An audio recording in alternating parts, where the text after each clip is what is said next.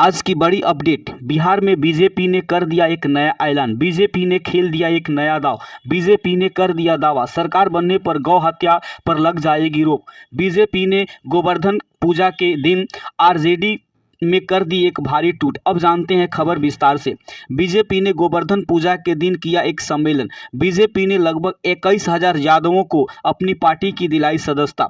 BJP ने RJD में की भारी सेंधमारी। बीजेपी की ओर से नित्यानंद राय ने इस सभा की थी अगुवाई। आपको बता दें कि नित्यानंद राय ने कर दिया एक बड़ा ऐलान। यदि बीजेपी की सरकार बिहार में बनती है तो बिहार में होने वाली गौ हत्या रोक दी जाएगी। खबर यह भी सामने आ रही है कि बीजेपी बिहार में लोकसभा के साथ साथ विधानसभा का भी जाल बिछा रही है। आपको बता दें कि बीजेपी ने यह पहले ही दावा कर चुकी है कि वह 2025 में अकेले चुनाव लड़ेगी। आपको यह भी बता दें कि बीजेपी लालू और नीतीश को टक्कर देने में जुटी हुई है तथा वह उसे टक्कर देने जा रही है। आपको यह भी बता दें कि बीजेपी इसके लिए तरह तरह की कोशिश कर रही है।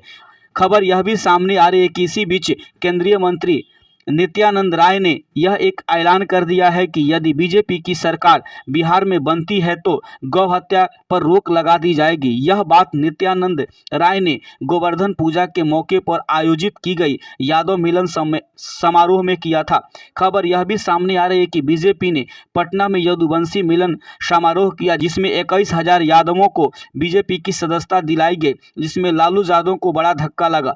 आपको बता दें कि नित्यानंद राय ने लालू पर धावा बोलते हुए कहा कि वे सिर्फ अपने परिवार का ही सोचते हैं, जबकि भाजपा सबका विकास चाहती है।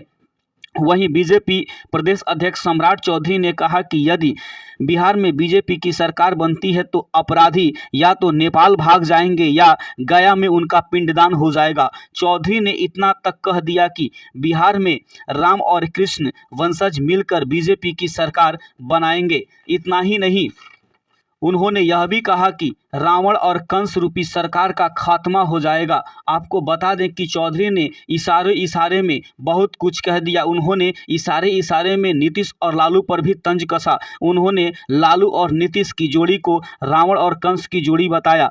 आपको यह भी बता दें कि सम्राट चौधरी ने एक और दावा कर दिया कि बिहार में यादवों के साथ चीरहरण हो रहा है। अब जब यदि बीजेपी की सरकार बनती है तो इस चीरहरण को रोका जा सकता है। इतना ही नहीं, सम्राट चौधरी ने नीतीश कुमार के 11 गुण लोगों को शराबी बताया है। उन्होंने इतना तक कह दिया कि जिस तरह वाराणसी में महादेव को, अयोध्या में भगवान राम को स्थापित किया है, उसी तरह मथुरा में भगवान कृष्ण को भी बीजेपी स्थापित करने जा रही है। केंद्रीय मंत्री नित्यानंद राय ने नीतीश कुमार और डिप्टी सीएम तेजस्वी यादव के साथ साथ लालू यादव पर हमला बोलते हुए उन्होंने कहा कि पिछले दिन नीतीश कुमार ने विधानसभा में महिलाओं को लेकर एक अभद्र बात कही थी, जिस पर विधानसभा में द्रौपदी का चीरहरण हुआ था। सदन में मौजूद तेजस्वी यादव उसे रोकने की बजाय उसे चुप कराने में लगे हुए थे। नित्यानंद राय ने आरजेडी प्रमुख पर धावा बोलते हुए कहा कि लालू जी ने यादवों को भय का विष बनाया है।